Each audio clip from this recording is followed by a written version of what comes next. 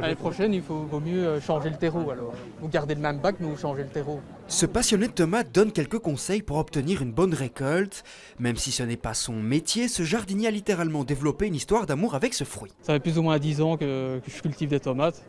Et je suis tombé dedans. Et d'année en année, on cultive d'autres variétés, on fait des semences de telle ou telle variété. Et puis on ne s'arrête plus.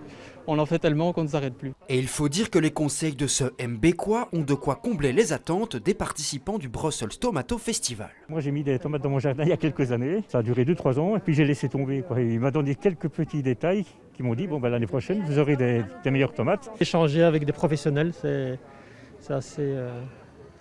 on apprend beaucoup. En revanche, cette année, les conditions météorologiques très humides ont favorisé l'apparition du mildiou, un champignon très virulent qui s'attaque aux plantations de tomates. On a eu énormément de maladies, même sous serre cette année-ci.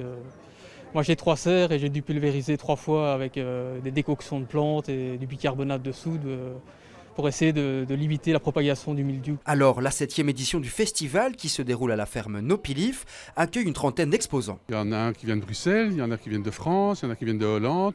C'est un réseau, les tomatophiles, c'est un véritable réseau mondial où ils échangent des graines entre eux.